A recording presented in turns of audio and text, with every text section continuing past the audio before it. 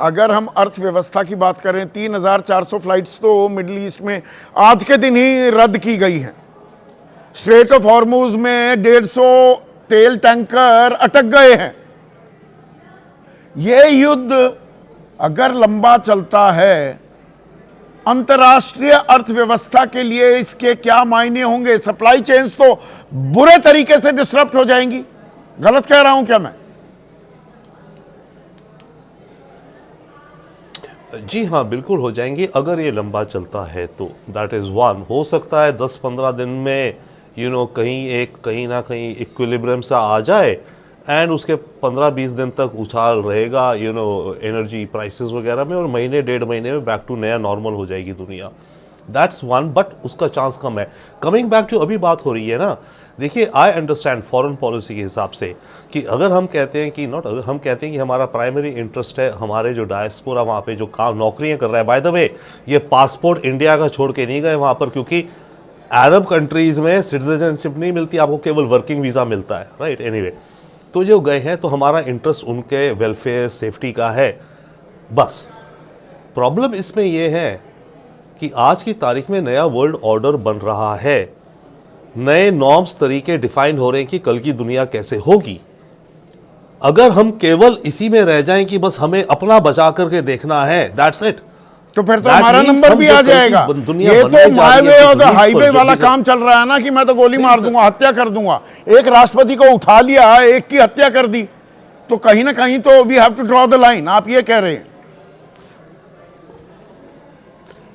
नहीं, यस, वो नहीं, मैं ये कह रहा हूं कि अगर हम प्रोएक्टिवली पार्टिसिपेट नहीं करेंगे कि दुनिया के नॉर्म्स क्या होने चाहिए, दुनिया में क्या वैल्यूज होनी चाहिए, क्या राइट रॉन्ग जो भी कुछ कहिए, दुनिया किन फॉर्मूले पे चलेगी, अगर हम उस पे अपनी कंट्रीब्यूशन नहीं देंगे तो कल की दुनिया तो हमारी इनपुट्स के बिना बनती जा रही है ना। फिर तो हम यही तो मैं कह रहा हूं, रूल बेस्ड वर्ल्ड ऑर्डर जो था, कुछ नियम कायदे कानून परंपराएं थी, सब स्वाहा हो रही हैं। हमें एब्सोल्युटली हमें उन चीजों में डेफिनेटली इनपुट देने, क्योंकि अगर आज हम इनपुट नहीं देंगे तो कल की जो दुनिया बनेगी वो एक अलग ढंग की बनती जा रही है। उसमें हमारा कोई, फिर हम कल को कहेंगे नहीं जी दुनिया में तो ये होना चाहिए, तो हम कैसे कहेंगे जब हमने कल की बनती हुई दुनिया के लिए आज की तारीख में कोई फाउंडेशन, कोई कॉन्ट्रीब्यूशन नहीं दिया। That is one. सेकेंडली, अभी फिलहाल जो जंग चल रही है इसमें ईरान के पास केवल और केवल आई थिंक एक ही विकल्प है, अगर उसको वो अच्छा खींच जाए, और वो विकल्प ये है कि अरब जो कंट्रीज है, गल्फ कंट्रीज, इनको जितना हो से ज़्यादा हो सके इनको हिट करें, ताकि कुवैत, कतर, एमिरेट्स, सऊदी सब ट्रम्प पे जाएं कि तुम ये वॉर रोको, नहीं तो हमारे देश जल रहे हैं। केवल एक वही रास्ता है, अदरवाइज ईरान पे अटैक होते रहेंगे, रेजीम की परतों बाय परतों, लेयर बाय लेयर ये गिराते रहेंगे। अंदर क्या होगा देश के, एनआर की बात अलग है। तो अभी हमें ये रेस है, मेरे विचार से एक रेस ये है इजराइल की, अमेरिका की, कि कितनी ज्यादा रेजीम की नेक्स्ट लेयर, पूरे इलाके में मारते जाए, पुलिस को उखाड़े, एक इंस्टेबिलिटी, एक अस्थिरता नहीं आ जाएगी क्या? ये पुराना इतिहास है और ये भी बताना जरूरी है रविंद्र भाई दर्शकों को। इराक में घुसे 2003 में, सद्दाम को पकड़ लिया, जो भी फांसी लटकाई, आईसिस वापस आ गया ना वहां पर। आप अफगानिस्तान में गए, 20 रुपए के टेंटों पर 2-2 लाख 20-20 लाख के बम गिराए, वो आ गया वापस तालिबान। ईरान में आप घुसे हैं और वही बूट्स ऑन द ग्राउंड, अगर अमेरिकी सैनिक अंदर नहीं जाते ईरान में तो ये तख्ता पलट हो ही नहीं पाएगा, जो अश्विनी सिवाज कह रहे थे। तो ये तो इलाका पूरा हिल जाएगा बड़े आने वाले सालों में।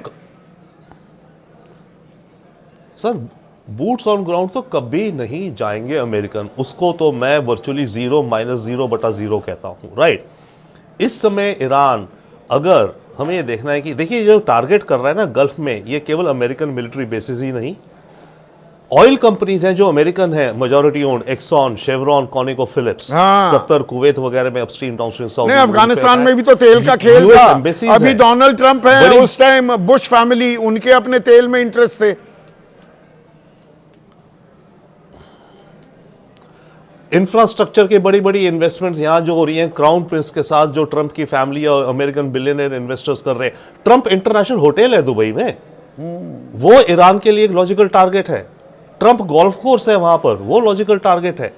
सऊदी अरेबिया में तो अगर तो अभी ये देखना होगा ये युद्ध कैसे और कितना खिंचता है, कैसे चलता है।